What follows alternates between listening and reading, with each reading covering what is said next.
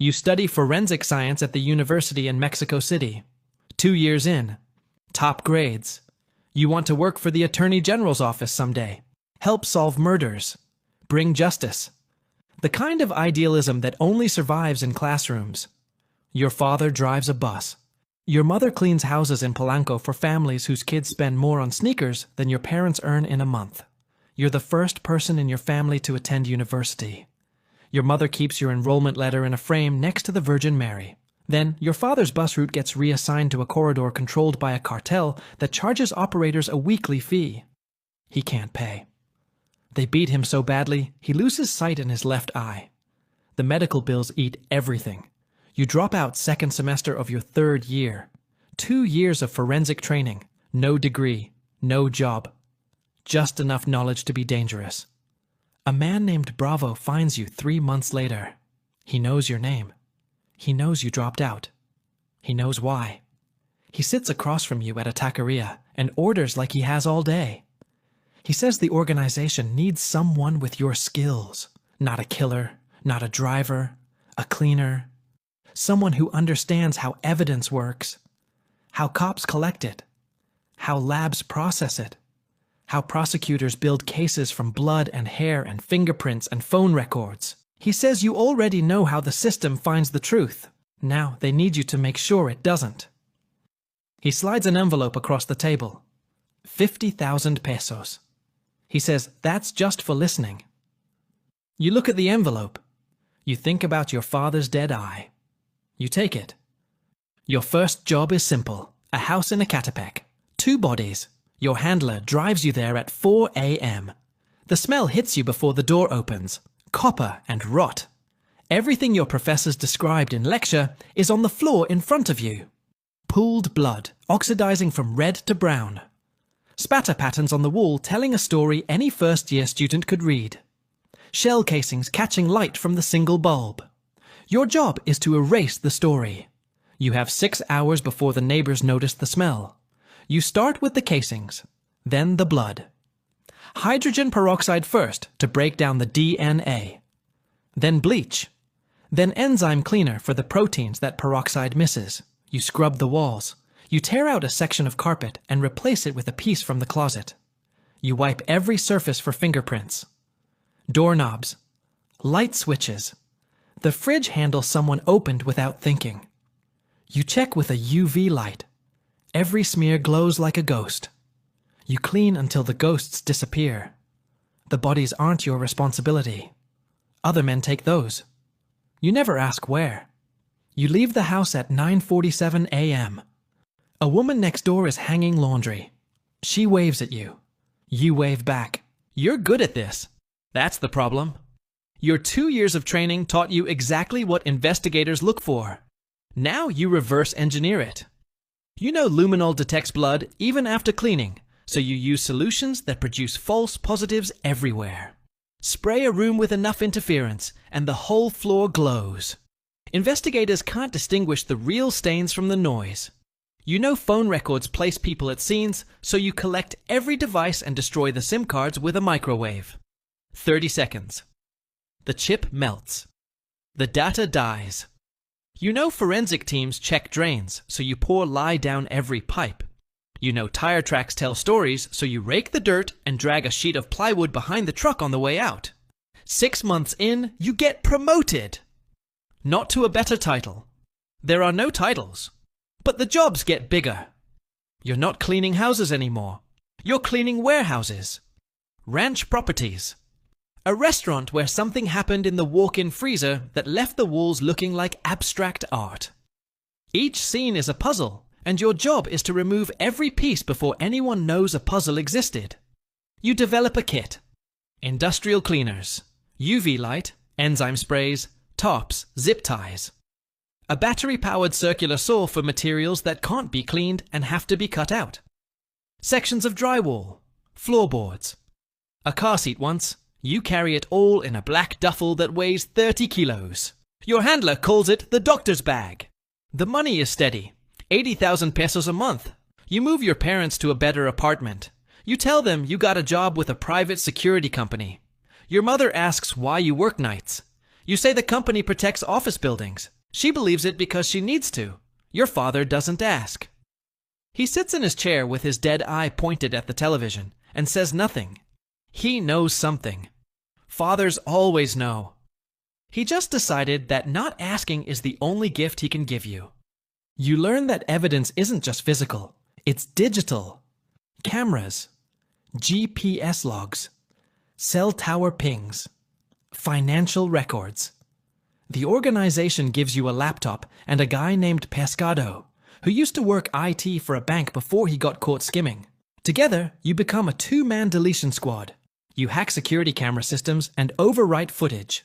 Not delete. Overwrite. Deleted files can be recovered. Overwritten files are gone.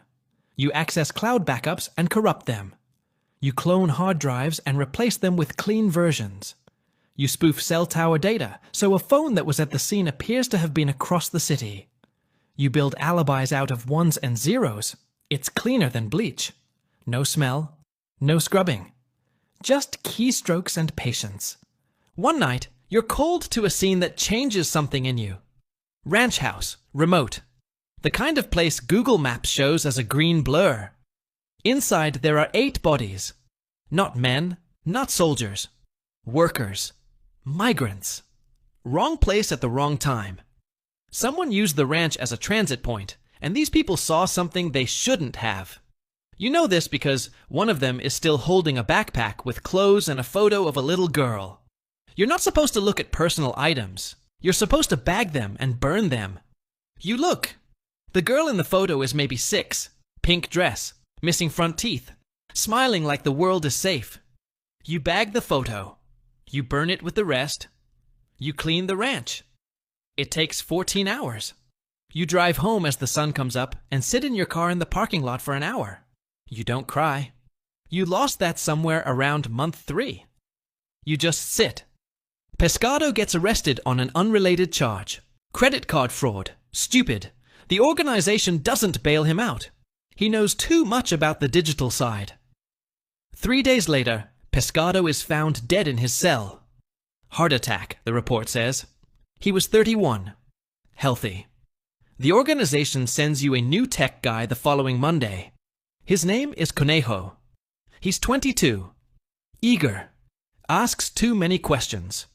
You train him the way Bravo trained you. Show him the systems. Teach him the patterns. Don't explain why.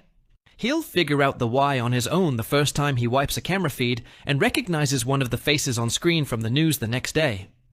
You keep a count in your head, not the bodies. You stopped counting bodies after the ranch. You count scenes. 74. Each one a place where something happened that the world will never know about because you made sure of it. 74 stories erased. 74 investigations that will go nowhere. 74 families that will never get answers because you dissolved the answers in hydrogen peroxide and poured them down a drain. You don't think about it most days. Some days it's all you think about. You try to have a life outside the work. You date a woman for 4 months. She's an architect, designs apartment buildings, creates things. You destroy things. The symmetry would be poetic if it weren't so pathetic. She asks what you do. Private security. She asks why your hands are always dry and cracked. Cleaning chemicals, you say. Industrial stuff. She accepts it. One night, she grabs your hand and turns it over and studies your palm like she's reading a blueprint. You have old hands for a young man, she says. You pull away. You stop calling her the next week. Not because you don't care, because you do.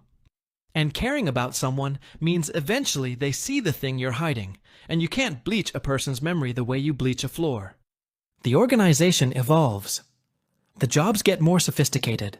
You're not just cleaning crime scenes anymore. You're preemptively destroying evidence before crimes happen. You prepare kill rooms in advance. Tarps on walls. Plastic on floors. Drains rigged with chemical feeders that activate on a timer. You build rooms designed to digest themselves. The violence hasn't changed. You've just made it more efficient. You've industrialized disappearance. That thought comes to you at 3 a.m. while you're laying plastic sheeting in a basement, and you stop for a second because the weight of it almost takes your knees. A prosecutor builds a case against the organization's number 2. She's good, aggressive, has physical evidence from a scene you cleaned 8 months ago. Your stomach drops when you read the file Bravo slides across the table. The prosecutor found blood traces under a baseboard you missed. 1 centimeter of wood you didn't pull. 1 swab. 1 DNA match. That's all it took. Bravo doesn't yell, he just looks at you. You know what that look means. You go back to the scene at midnight. The house has been sealed by investigators. Yellow tape. You cut through the back, you find the baseboard. You replace it with a clean one. You contaminate the rest of the room with animal blood to muddy any additional testing. You leave. 2 weeks later, the prosecutor's evidence is thrown out. Contaminated scene. Case collapses. You saved a killer from prison because you went back for 1 centimeter of wood. The prosecutor is found dead a month later. Car accident. The official report says she lost control on a wet road. You know that road. It's straight for 2 kilometers. You know it wasn't an accident. You also know that she would have won that case if your centimeter of blood had stayed where it was. You didn't kill her, but you removed the evidence that would have put away the man who did. The distance between you and her death is measured in cleaning supplies and a strip of wood. It's not actually distance at all. Your mother gets sick. Kidneys. The treatment is expensive. The organization pays. Of course they do. They pay for everything. That's how the chain works. Every favor is a link. Every gift is a lock. Your mother gets dialysis in a private clinic, and you get the knowledge that walking away means she goes back to the public system, where the wait list is 18 months, and she has 6. You're 29 now, 5 years in. Your hands are cracked and dry, and they smell like chemicals no matter how much you wash them. You know the location of 74 scenes across 6 states. You are a map of things that never happened. A library of erased stories. You carry more secrets than most men in the organization because the men who pull triggers only know their own kills. You know everyone's. That makes you valuable. It also makes you a liability. You understand that one day those 2 things will stop balancing, and when they do, you'll become scene number 75, and some kid with 2 years of training and no degree will show up with a black duffel bag and erase you the same way you erased everyone else. You don't think about escape. You think about the next job. That's how it works. 1 scene at a time. 1 room at a time. 1 floor at a time.